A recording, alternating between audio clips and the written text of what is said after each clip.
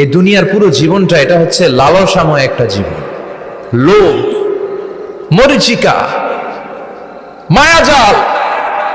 এই মায়াজালে আমরা আটকে আছি, ফলে মৃত্যুর কথা আমরা ভুলে গিয়েছি।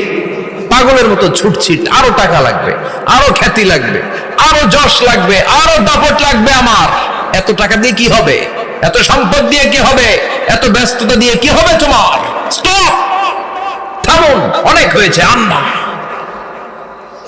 থামুন, take a rest, take a breath and think about death. Think that you have to go back to your Lord. একটু বসেন না, একটু ভাবেন যে আমাকে চলে যেতে হবে, চলে যেতে হবে। এই কোলাহল, এই ব্যস্ততা, এগুলো থাকবে, থাকবো না আমি।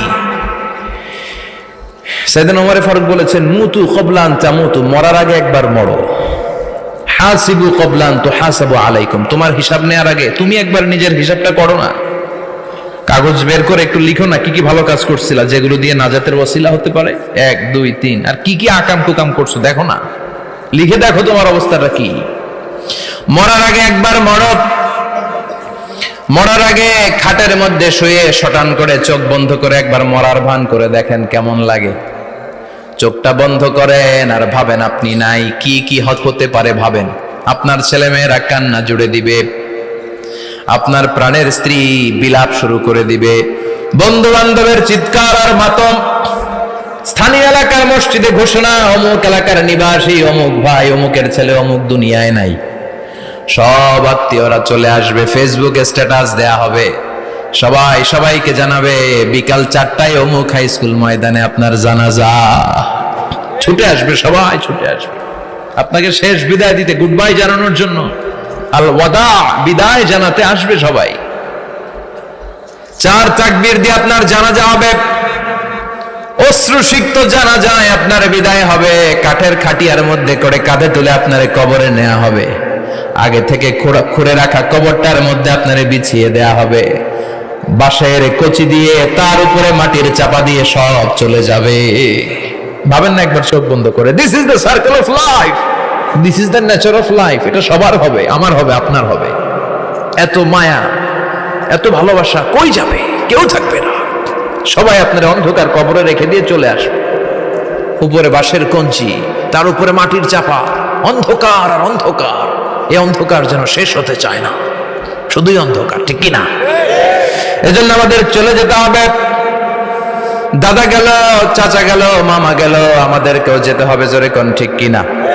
একদিন মাটির ভেতরে হবে ঘরে মন আমার, কেন বন্ধ দালান ঘর, প্রাণ পাখি উড়ে যাবে পিঞ্জর ছেড়ে।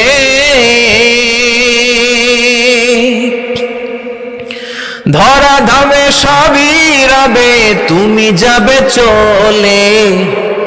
বন্ধু বান্ধব যত, মাতা পিতা যারা সুত, সবই হবে তোমার পরে। মন আমার কেন বন্ধ দালান ঘর, একদিন মাটির ভেতরে হবে ঘরে। মন আমার কেন বন্ধ দালান ঘর থাকবে, চলে যেতে হবে আমাদেরকে। এজন্য আখিরাতের কথা যেন আমাদের স্মরণ হয়। বিশ্বনবী বলতেন, নাহাইতুকুমান জিয়ারাতিল কবুর, আমি তোমাদেরকে কবর জিয়ারত করতে আগে নিষেধ করতাম, কিন্তু এখন নিষেধাজ্ঞা প্রত্যাহার করে নিলাম। এখন সব সময় তোমরা কবরের সামনে যাবা আর জিয়ারত করবা। কবরস্থানে জানতো বড়ুয়া কৃষ্ণপুরের এই গ্রামের কবরস্থান আছে কোন দিকে? পূর্ব দিকে আছে, গোখরার জলের ওদিকে। যান আপনারা, একটু যাবেন, একটু গেলে আখিরাতের কথাটা স্মরণ হবে।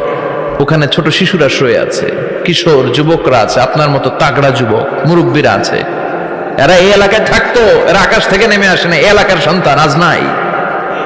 একটা সার্টেন পিরিয়ড শেষে আপনিও থাকবেন না।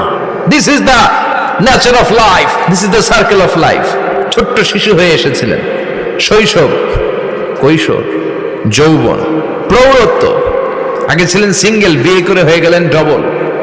এরপরে আল্লাহ আপনাকে একটা মেয়ে দিল, এরপরে মেয়েকে বিয়ে দিয়ে শ্বশুর হলেন, এরপরে ওই মেয়ের ঘরে সন্তান হতে নানা হলেন। আর কতদিন? অনেক দিন হলো তো, অনেক লম্বা সময় পেয়েছেন আপনি। Think about death. এবার যাওয়ার কথা ভাবেন।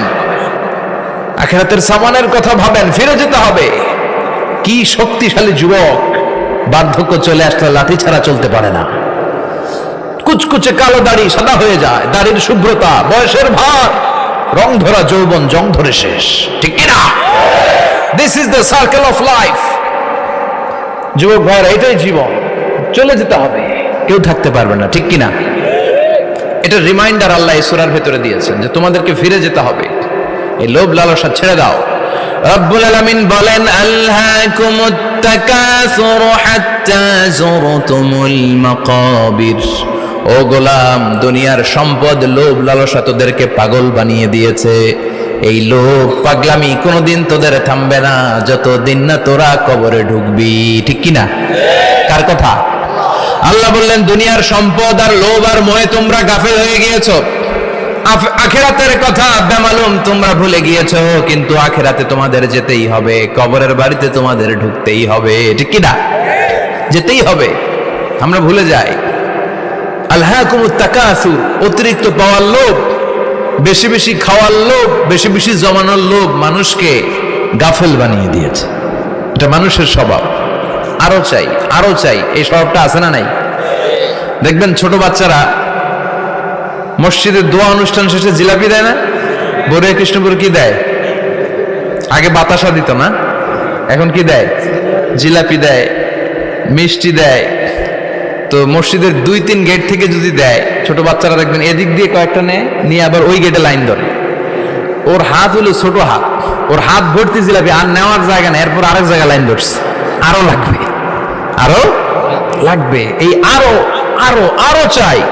এই স্বভাবটাই মানুষকে কুড়ে কুড়ে শেষ করে দিয়েছে। এত লাগবে কেন তোমার? চাহিদার কোনো শেষ নাই, unlimited demand of human being. যার আছে বেশি তার চাই বেশি, যার সাইকেল আছে তার হুন্ডা চাই, হুন্ডা আছে তো প্রাইভেট কার চাই, প্রাইভেট কার আছে তো প্লেন চাই, প্লেন আছে তো হেলিকপ্টার চাই, হেলিকপ্টার আছে তো ওইটা চাই, ওইটা আছে তো সেটা চাই, ঠিক কিনা?